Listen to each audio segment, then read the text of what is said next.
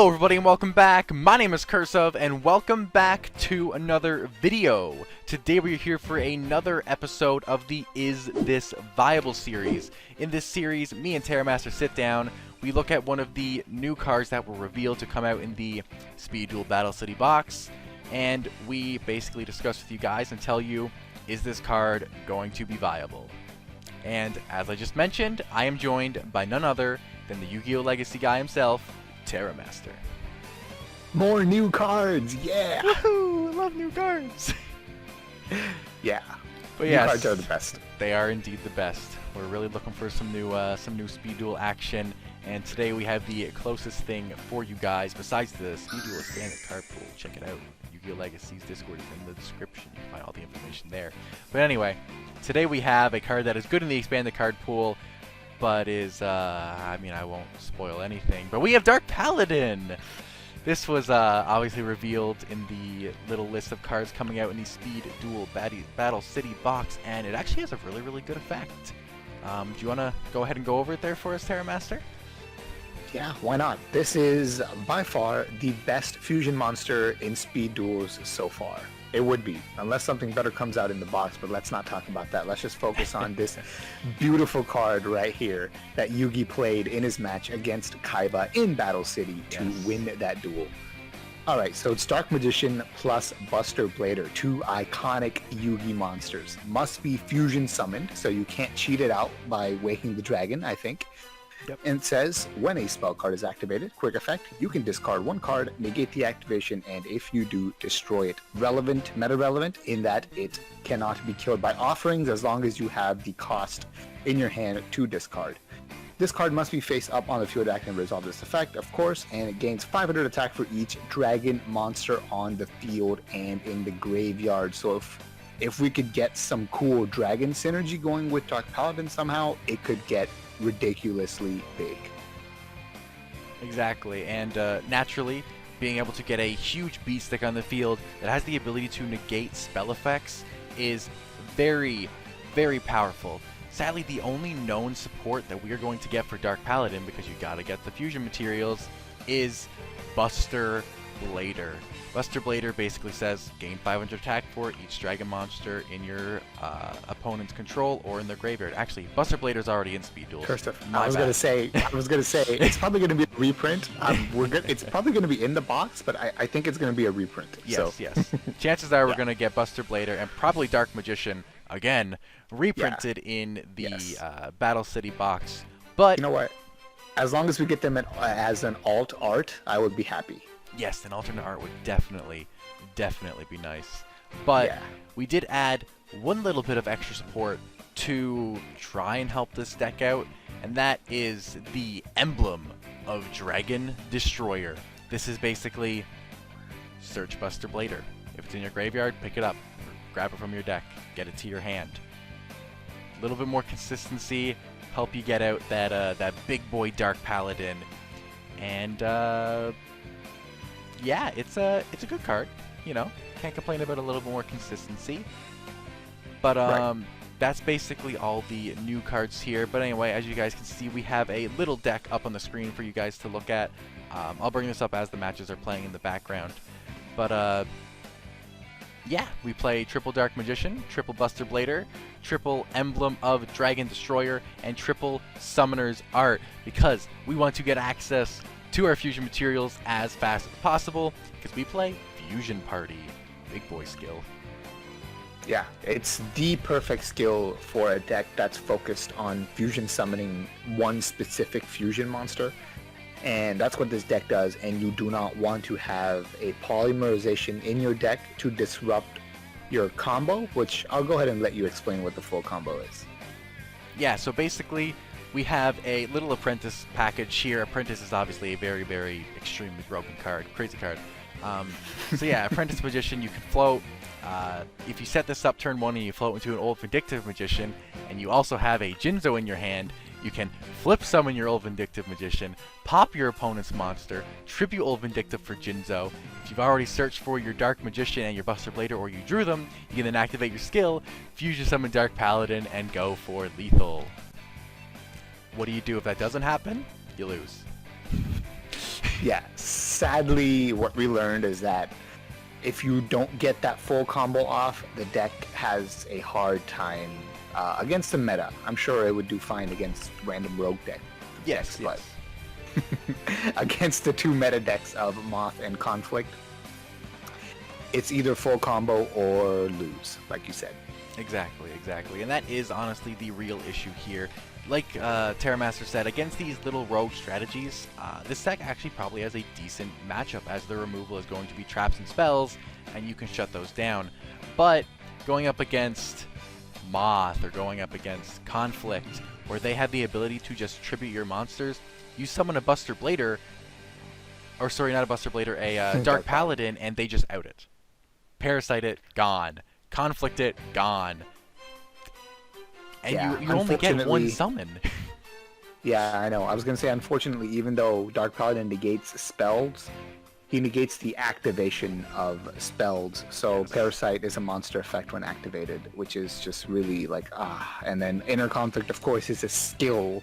So, like, you know, he can't even just have had Inner Conflict be added to your hand as a spell card. At least that it would be negatable. Yeah, exactly. Could you imagine if it actually made it as a spell card? If it actually became Change of Heart, we could respond to it.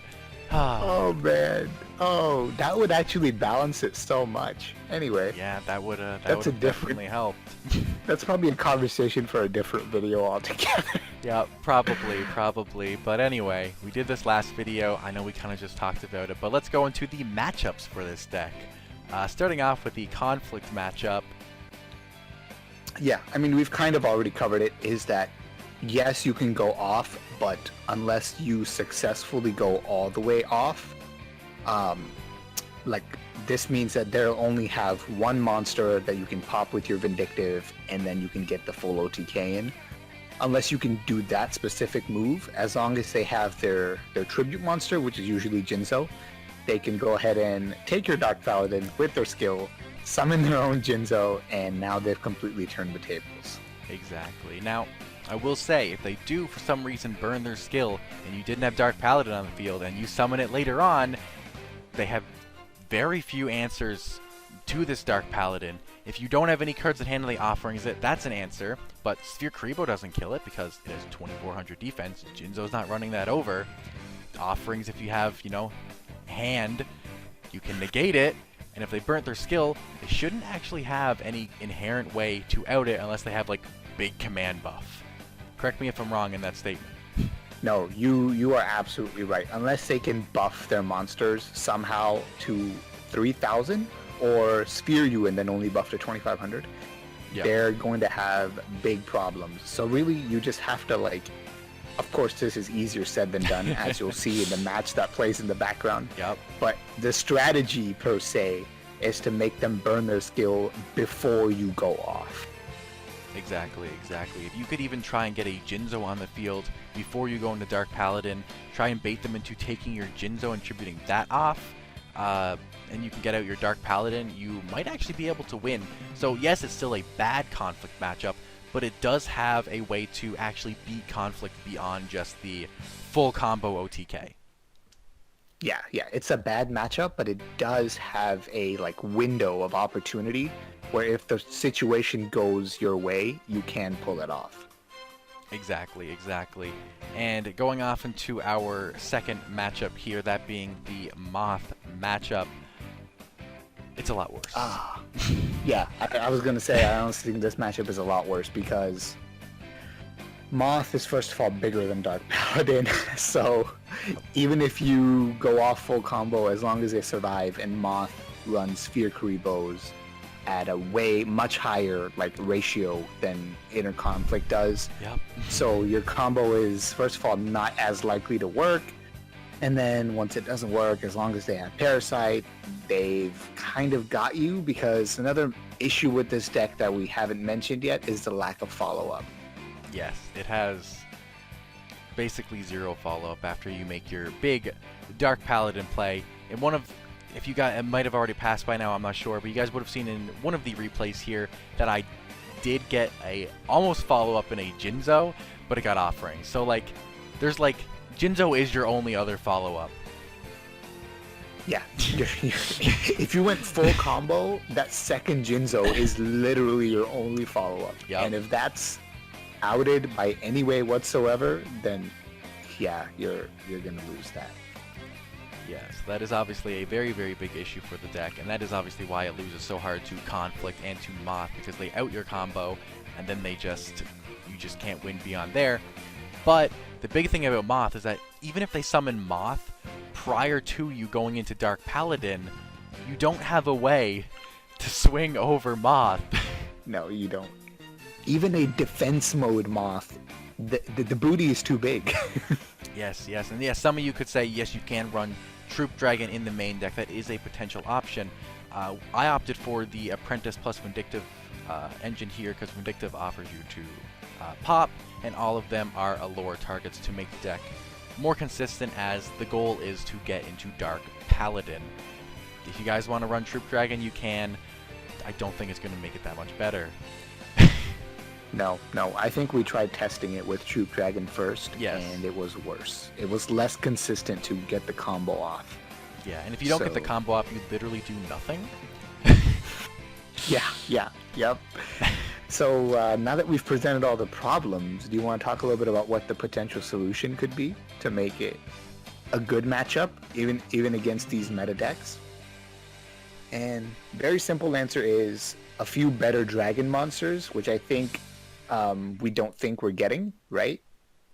And probably not, yeah. I'm pretty sure Matt said he didn't want dragons.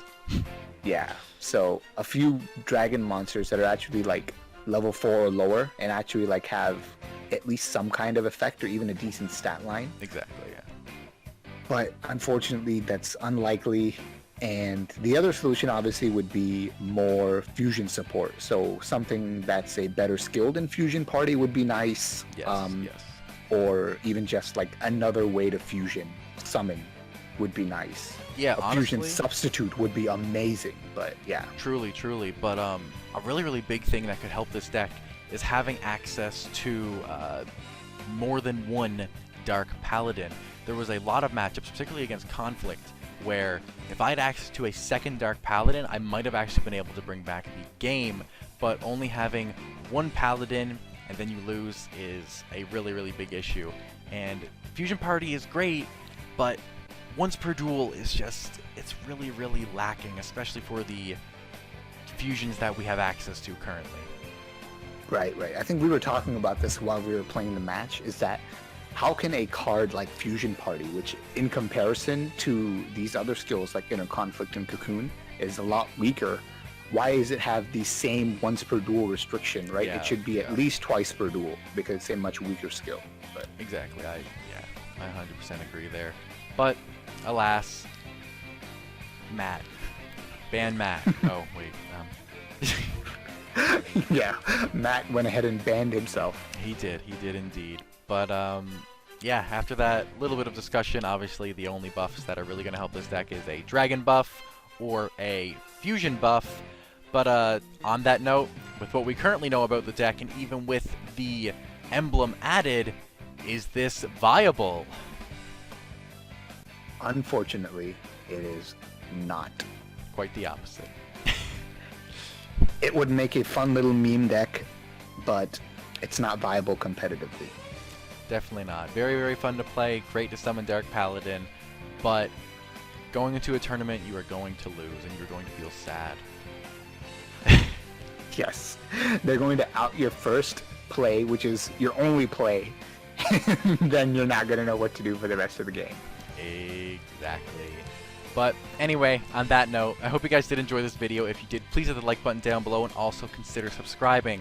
Not enough of you guys are hitting that big red button. Actually, this video is fairly pre-recorded. Maybe some of you subscribed. I hope you did. Come on, man. If you didn't, hit it now. You got a chance. But anyway, check out YuGiOh Legacy, Discord, and YouTube channel. Link in the description. This is where Terramaster does all of his fantastic work. Highly recommend heading over there. And I'll catch you guys next week for another episode of Is This Viable? And I'll catch you guys, if not tomorrow, the following day for another video. That's a wrap, guys. Peace.